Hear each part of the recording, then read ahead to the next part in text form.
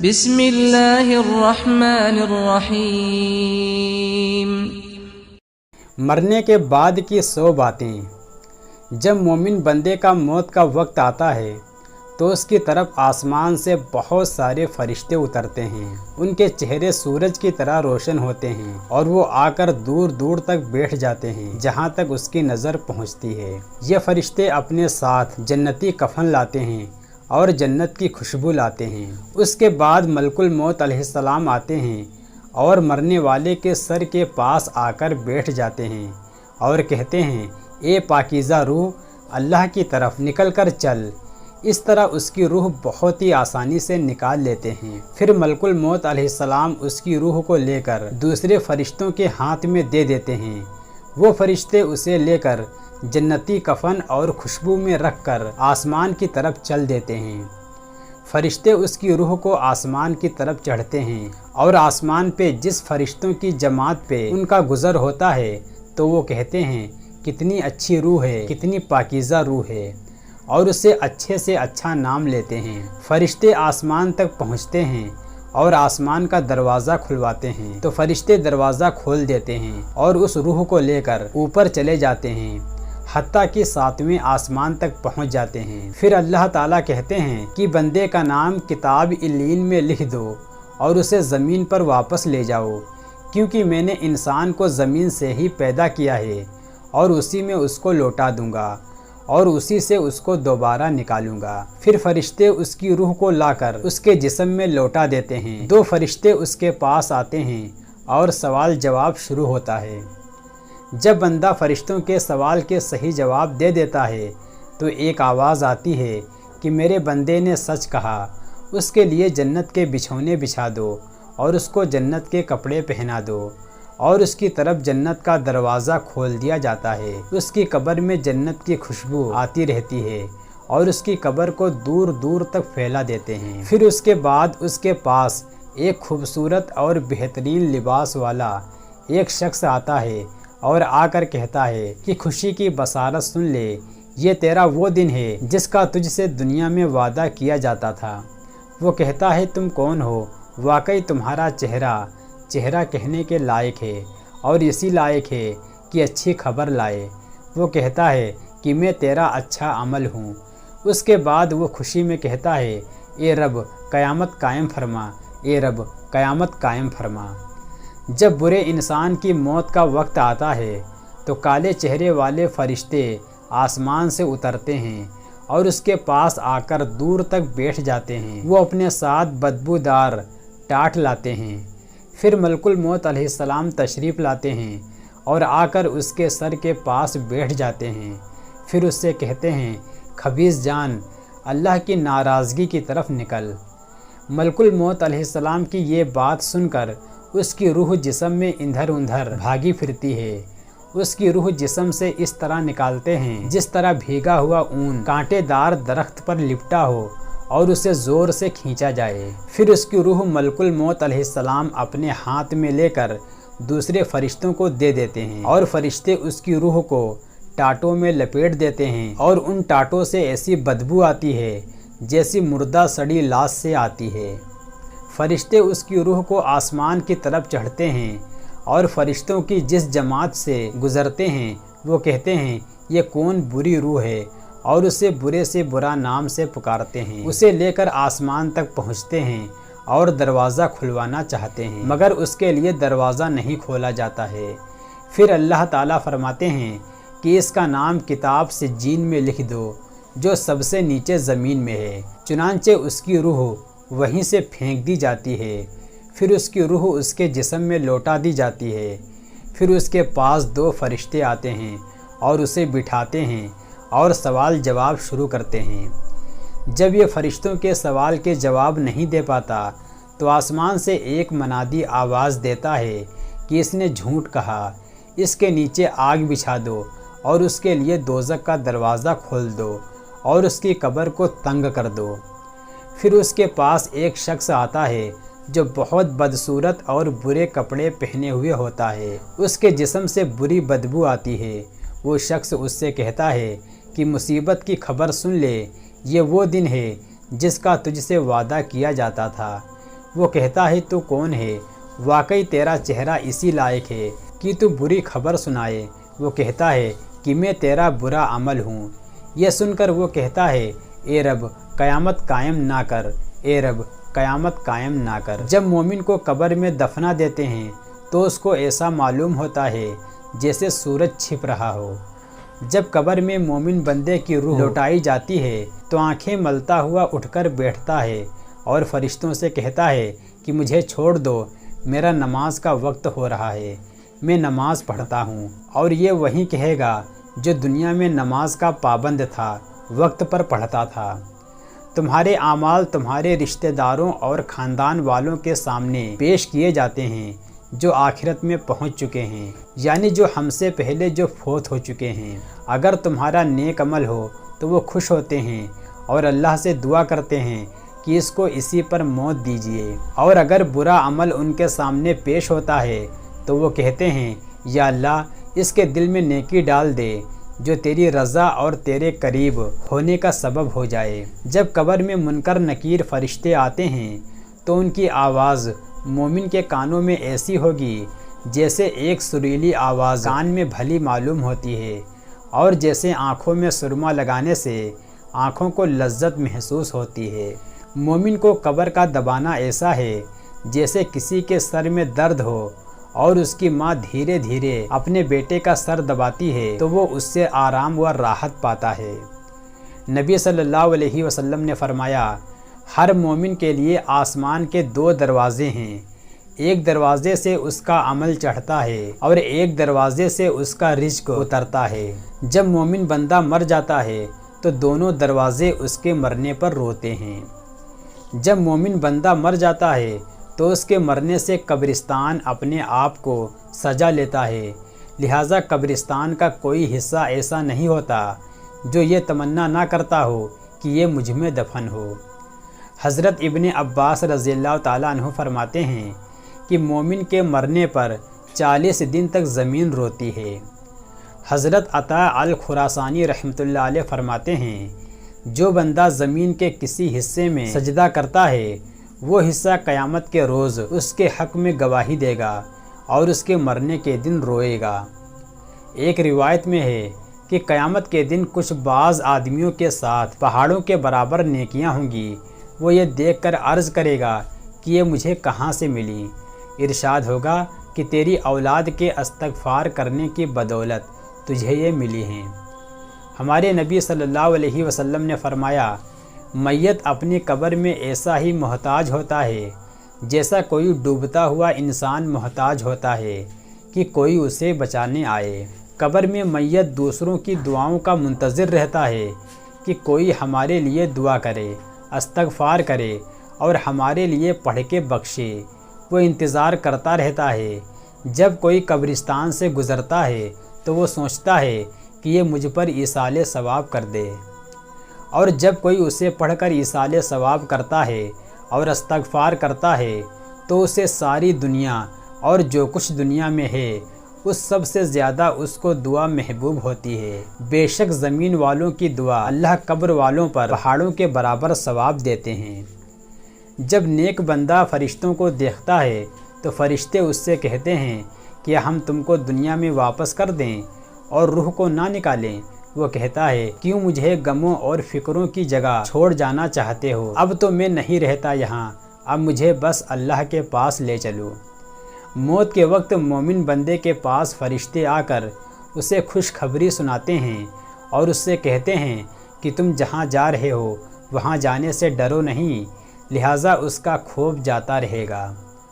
حضرت ابو ہریرہ رضی اللہ تعالیٰ عنہ سے روایت ہے کہ نبی صلی اللہ علیہ وسلم نے فرمایا کہ شہید قتل ہونے کی تکلیف بس اتنی ہی محسوس کرتا ہے جیسے تم چیٹی کے کاٹنے پر محسوس کرتے ہو۔ جس طرح مومنین اور صالحین کو قبر میں آرام ملتا ہے اور خوشی کے ساتھ قبر میں آرام سے رہنا ہوتا ہے، اسی طرح کافروں اور بدکاروں کو قبر میں عذاب ہوتا ہے۔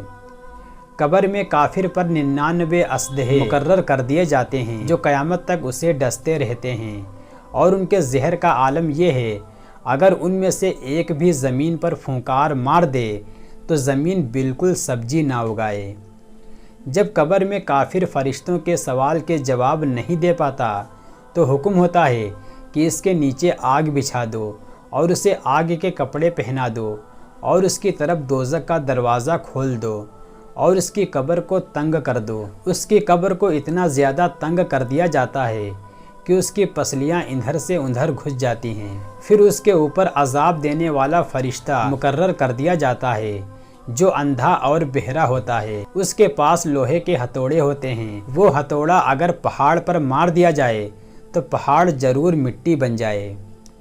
انسان اگر قبر کا عذاب آنکھوں سے دیکھ لے یا کانوں سے سن لے وہ ضرور بے ہوش ہو جائے گا اور وہ ہنسنا بھول جائے گا۔ یہ جو قبریں اوپر سے ایک جیسی دکھتی ہیں یہ ایک جیسی نہیں ہوتی۔ کسی کی قبر میں عذاب دینے والے فرشتے اسے عذاب دے رہے ہوتے ہیں تو کسی کی قبر میں بندہ جنت کے مزے لے رہا ہوتا ہے۔ کسی کی قبر میں آگ بھری ہوتی ہے تو کسی کی قبر میں جنت کے پھول بچھے ہوتے ہیں۔ ایک مرتبہ رسول اللہ صلی اللہ علیہ وسلم غروب آفتاب کے بعد مدینہ سے باہر تشریف لے گئے۔ آپ نے ایک آواز سنی جو بہت زیادہ بھیانک آواز تھی۔ اس کو سن کر فرمایا کہ یہودیوں کو ان کی قبر میں عذاب ہو رہا ہے۔ نبی صلی اللہ علیہ وسلم کا 2 قبروں پر سے گزر ہوا۔ آپ نے فرمایا ان کو عذاب ہو رہا ہے اور کسی بڑے مشکل کام کی وجہ سے عذاب نہیں ہو رہا بلکہ یہ اس سے بچ سکتے تھے۔ ایک تو پیشاب کی چھینٹوں سے نہیں بچتا تھا، دوسرا چغلی کرتا پھرتا تھا۔ رسول اللہ صلی اللہ علیہ وسلم نے فرمایا جس کو اس کے پیٹ کے مرض نے قتل کیا اس کو قبر میں عذاب نہ دیا جائے گا۔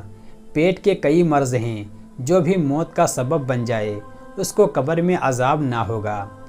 رسول اللہ صلی اللہ علیہ وسلم نے فرمایا جو بھی مسلمان جمعے کے دن یا جمعے کی رات میں مرتا ہے اس کو اللہ تعالیٰ قبر کے فتنے سے محفوظ رکھتا ہے۔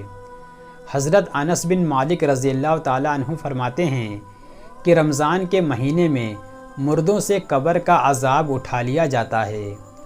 رسول اللہ صلی اللہ علیہ وسلم نے فرمایا جو مرض کی حالت میں مرا وہ شہید مرا، یا فرمایا وہ قبر کے فتنے سے بچا دیا جائے گا اور صبح شام اسے جنت کا رزق ملتا رہے گا۔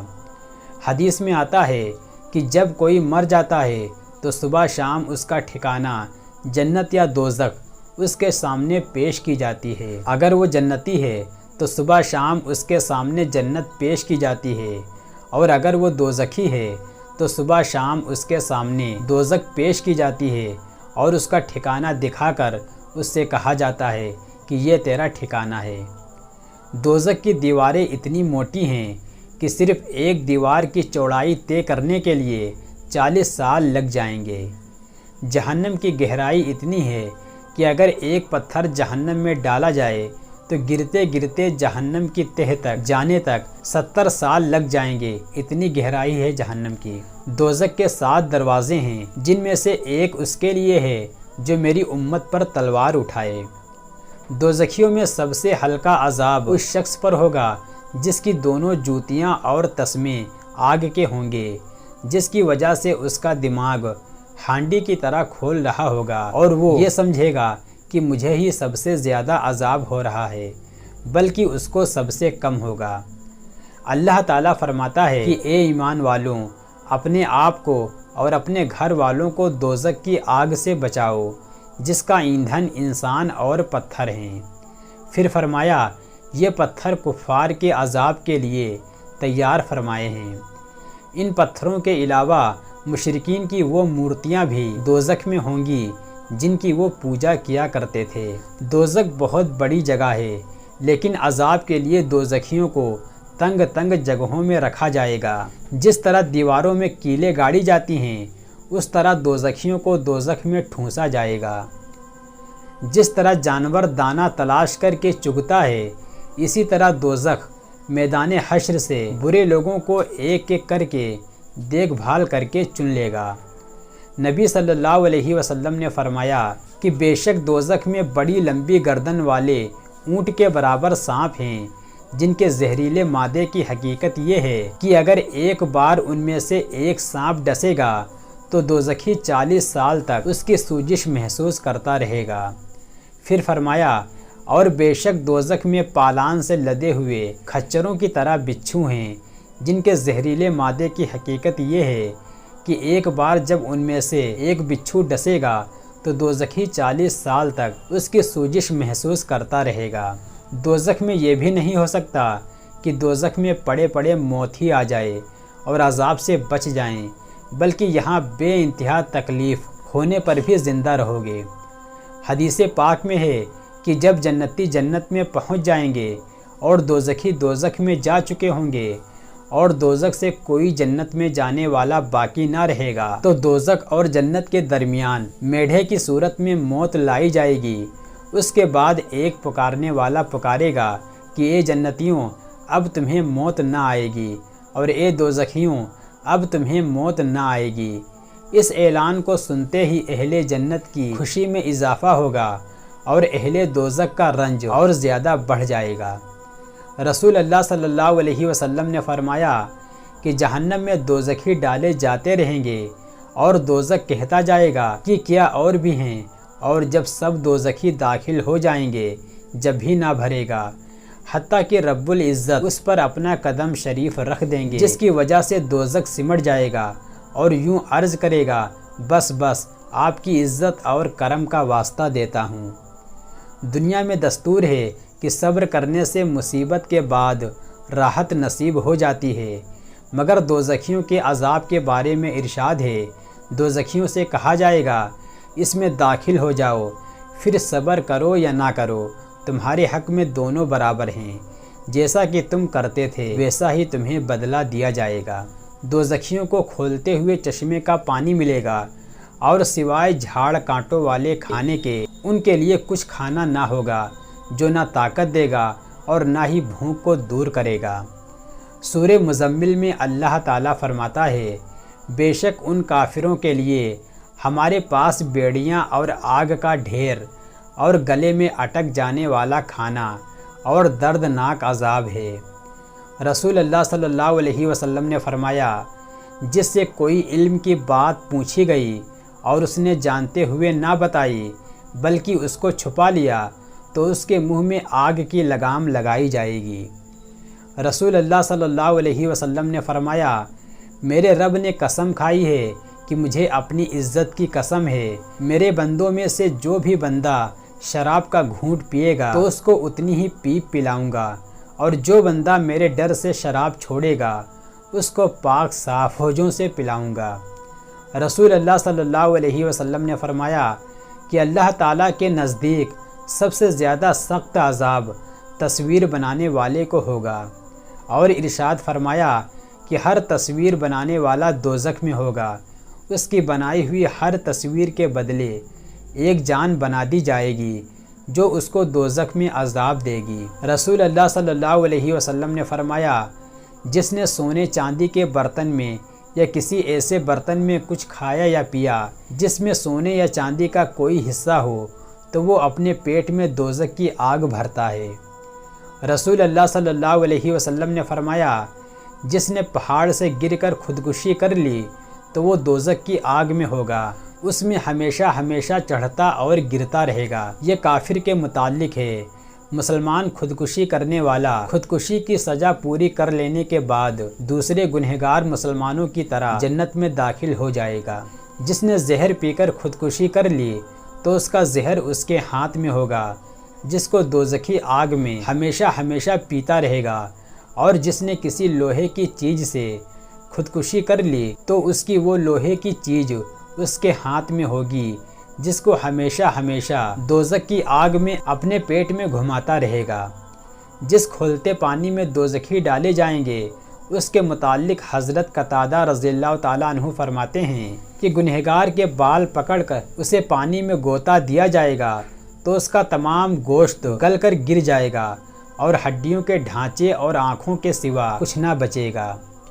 رسول اللہ صلی اللہ علیہ وسلم نے فرمایا کہ میں نے جنت میں نظر ڈالی تو اکثر بے پیسہ والے دیکھے، اور دوزخ میں نظر ڈالی تو اکثر عورتیں دیکھیں۔ رسول اللہ صلی اللہ علیہ وسلم نے صحابہ اکرام سے فرمایا، اے لوگوں، روو اور نہ رو سکو تو رونے کی صورت بنا لو، کیونکہ دوزخی دوزخ میں اتنا روئیں گے کہ ان کے آنسو ان کے چہروں میں نالیاں سی بنا دیں گے، روتے روتے آنسو نکلنے بند ہو جائیں گے تو خون بہنے لگے گا، جس کی وجہ سے آنکھیں زخمی ہو جائیں گی۔ آنسو اور خون کی اتنی کثرت ہوگی کہ اگر ان میں کشتیاں چھوڑ دی جائیں تو وہ بھی چلنے لگیں گی۔ رسول اللہ صلی اللہ علیہ وسلم نے فرمایا، کافر کی داڑھ قیامت کے دن احد کے پہاڑ کے برابر ہوگی اور اس کی ران بیضا پہاڑ کے برابر ہوگی، اور دوزخ میں اس کے بیٹھنے کی جگہ 3 دن کے راستے کے برابر لمبی چوڑی ہوگی، جتنی دور مدینہ سے ربضہ گاؤں ہے۔ ایک روایت میں ہے کہ دوزخی کے بیٹھنے کی جگہ اتنی لمبی چوڑی ہوگی جتنا مکہ اور مدینہ کے درمیان کا فاصلہ ہے۔ بعض روایت میں ہے کہ کافر کی کھال کی موٹائی 42 ہاتھ ہوگی۔ رسول اللہ صلی اللہ علیہ وسلم نے فرمایا، میری امت کے بعض شخص دوزخ کے پورے ایک کونے کو بھر دے گا۔ رسول اللہ صلی اللہ علیہ وسلم نے فرمایا کہ دوزخ کی پشت پر پل صراط قائم کیا جائے گا، اور میں نبیوں میں سب سے پہلے اپنی امت کو لے کر اس پر سے گزروں گا، اور اس دن صرف رسول ہی بولیں گے، اور ان کا کلام صرف یہ ہوگا، یا اللہ سلامت رکھ، سلامت رکھ۔ نبی صلی اللہ علیہ وسلم نے حضرت جبرائیل علیہ السلام سے پوچھا کہ کیا بات ہے؟ میں نے میکائیل کو ہنستے ہوئے نہیں دیکھا۔ عرض کیا، جب سے دوزخ کی پیدائش ہوئی ہے تب سے میکائیل نہیں ہنسے۔ رسول اللہ صلی اللہ علیہ وسلم نے ایک مرتبہ ارشاد فرمایا، اس ذات کی قسم جس کے قبضے میں میری جان ہے، اگر تم نے وہ منظر دیکھا ہوتا جو میں نے دیکھا ہے تو تم ضرور کم ہنستے اور زیادہ روتے۔ صحابہ نے عرض کیا، آپ نے کیا دیکھا؟ ارشاد فرمایا، میں نے جنت اور دوزخ دیکھی۔ رسول اللہ صلی اللہ علیہ وسلم ایک بار مکان سے باہر تشریف لائے اور دیکھا کہ لوگ کھل کھلا کر ہنس رہے ہیں۔ یہ دیکھ کر آپ نے فرمایا کہ اگر تم لذتوں کو ختم کر دینے والی چیز یعنی موت کو کثرت سے یاد کرتے تو تمہیں اس کی فرصت ہی نہیں ملتی جس حال میں تم کو دیکھ رہا ہوں۔ حضرت یحییٰ بن معاذ رضی اللہ تعالیٰ عنہ فرماتے ہیں کہ آدمی بیچارہ جتنا تنگ دستی سے ڈرتا ہے، اگر جہنم سے اتنا ڈرے تو سیدھا جنت میں جائے گا۔ حضرت عائشہ رضی اللہ تعالیٰ عنہ سے روایت ہے کہ رسول اللہ صلی اللہ علیہ وسلم نے فرمایا، مردوں کو برا نہ کہو کہ وہ اپنا کیا بھگت رہے ہیں۔ حضرت عائشہ رضی اللہ تعالیٰ عنہ سے روایت ہے کہ رسول اللہ صلی اللہ علیہ وسلم نے فرمایا، جس چیز سے مردہ اپنے گھر میں تکلیف پاتا تھا اس سے اپنی قبر میں بھی تکلیف پاتا ہے۔ حضرت صفیہ رضی اللہ تعالیٰ عنہ سے روایت ہے کہ نبی صلی اللہ علیہ وسلم کے پاس کسی نے ایک میت کی برائی کے ساتھ ذکر کیا۔